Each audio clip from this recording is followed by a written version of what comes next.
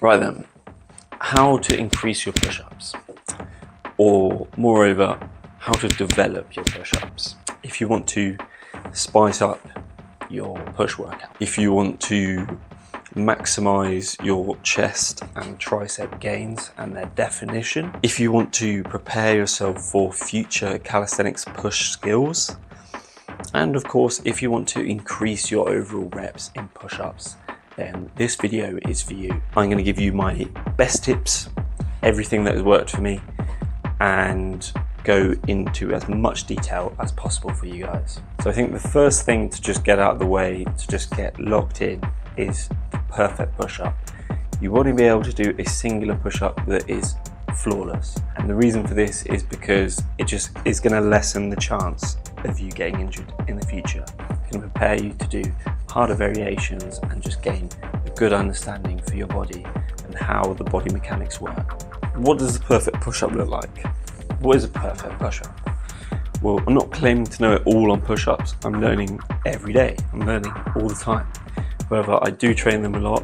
I enjoy them. And for me, the perfect push-up is having the whole body engaged, going slow and controlled on the decentric and on the eccentric, having your palms spread outwards so that your elbows are not flared, and going low enough so that your chest is almost touching the floor, and then come up in the eccentric.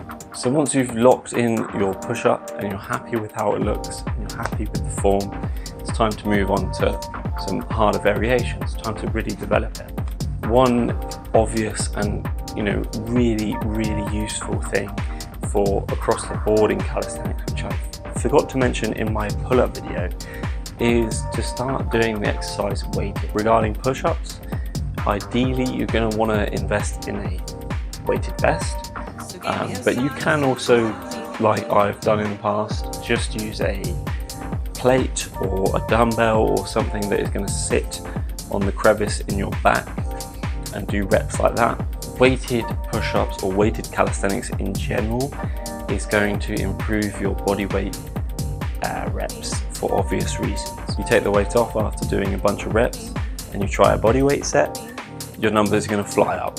It's going to feel way easier. So weighted push-ups for sure are a great idea. Just be careful though, because personally I have been a bit of an idiot in the past. I've never had a push-up vest, and so I have always just put the plate on my back and done them like that. And what's happened a few times is I've gotten a bit, carried away and the weight's fallen off and slammed on my fingers or something.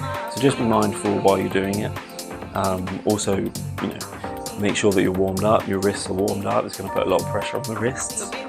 Next, I would start to consider supersets. So you're doing your push workout, throw some push-ups in, but throw them in after your set of whatever exercise you're doing. For example, you could be doing dips. So you do your weighted dips or your normal dip set, and then afterwards throw some push-ups in. It's going to give you a crazy burn.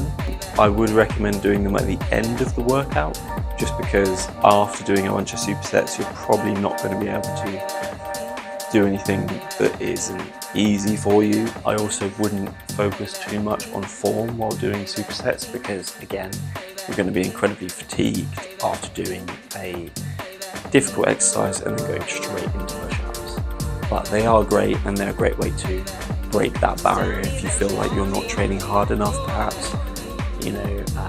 Supersets will definitely get you there. Next, you might want to throw in some decline push-ups.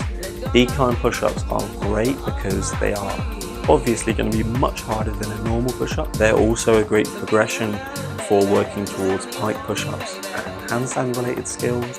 You can start very small with decline. Get a really small bench and just pop your feet on that instead of having your feet just on the bare floor. And you'll probably start noticing a big difference in the amount of reps you can do and how your chest feels afterward. And finally, the good stuff, the variations. In my opinion, the best thing about calisthenics is when you're mixing it up and making all these crazy combinations.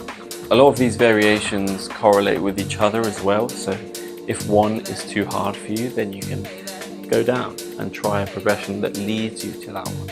A good example of that is archer push-ups will lead you to be able to doing one hand push-ups, which is obviously something that everybody wants to learn, right? So with an archer push-up, have your hands further apart than normal, have the wrists in its more sideways position.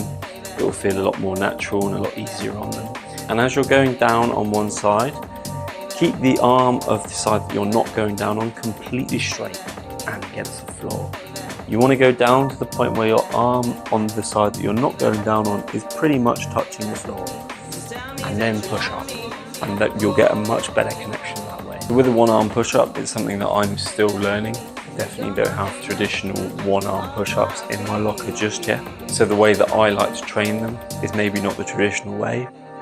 The traditional one arm push-up I think would be where your hand is not in the middle. So it's as if you had two hands doing the push-up, but you only have one. You'd go down and you just push up like that. But I don't have the strength for that at the moment, so what I like to do is put it in the middle. Stick the hand that's not doing the push-up behind you and go down and push up. I also like to make sure that my legs are spread apart, maybe a little bit more than how they would be in a normal push-up for me, just to give me a little bit more balance. One thing with one-arm push-ups and archer push-ups that is very important to prevent an embarrassing result is make sure you train both arms equally. So don't start doing one-arm push-ups just with your left, because you will start to create the muscle imbalance, and long-term that could be quite strange. Next variation, which I have made a tutorial on, I'll leave a link down below, is the pike push-up. Pike push-ups are amazing for handstand progression and just blowing up your shoulders.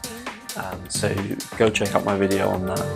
But a small rundown for how to do a pike push-up. Down as if you were going to touch your toes, but place your hands just a bit in front of your toes. Bring yourself down to the point where your forehead is almost touching the floor, and then follow back through. Make sure to keep your chin tucked, and you want to have the chin kind of past your shoulder blades in that finishing position. Next, try some explosive push-up. Plyometrics is amazing for athleticism and just carry over into different sports. So I love explosive push-ups. If you train martial arts or something like that, you'll see these guys doing it all the time. It's brilliant. And it also correlates really well into clapping push-ups, which is just great fun. So with explosive push-ups, it is probably exactly what you would think it is. Just doing the push-ups extremely fast and trying to get some air time. So literally just push yourself as much as you can, and don't worry so much about form on these. I don't think it's more just for explosivity. Is that a word? Athleticism, let's just say that. So those are great, and once those are kind of feeling easy for you, try some clapping push-ups. Do some front claps, and then once that feels easier for you, do a big explosion push up and do a back clap. And if you're really good with that, then you could do a back, front, and catch yourself at the same time. There's endless possibilities with these kind of things. Another great one, diamond push-ups. These will destroy your triceps. Even though they are called a diamond, I mean, is this a diamond shape? I don't know. I suppose it is. Could be. This is the kind of shape that you want to put on the floor, and just do a push-up with that position. A nice fun one to chuck in there to mix things up and blow the triceps up. And lastly, some ones that I like to chuck in now and then are fist push-ups. Sometimes if I have cuts maybe on my fingers or my wrists are feeling extra weak or for whatever reason, then switch over to the fists. Your fists are usually pretty hardy. They can usually just withstand it, If it's maybe something to do with the surface or whatever that you're training on, go for fist push-ups. And lastly, one that I'll talk about, I could literally go on forever. There are so many variations, it's crazy, but I don't want this video to be too long, so the last one I'm going to talk about is finger push-ups. These are underrated, I think, because it's really important to have durable, hardy fingers in calisthenics because you use them all the time. If you've got strong fingers, I think you're just less likely to run into injuries down the line. And also if you like climbing or jiu-jitsu, it's probably going to be very useful for those kind of things as well. I think that'll just about do for push-ups. I mean, I could go on. There are so many different variations. Things like planche leans or forearm scapular push-ups, lots of weird stuff. But that's why push-ups are so good, because they are so versatile. Honestly, you could build an amazing physique purely off push-ups. When you are maybe in a place or situation where you don't have enough equipment to do your normal workouts, you've always got your push-ups, and there are so many different variations you can do, so many different ways of training them. So yeah, I love them. Like I said on the last video, if you have any extra advice or anything that I haven't mentioned, then please put it down below. That's what I want this channel to be. I want it to help as many people as possible and inspire people, and give them the motivation to train and try new things. So put them down below and let's talk push-ups. But yeah, thank you very much for watching, and I will see you in the next one.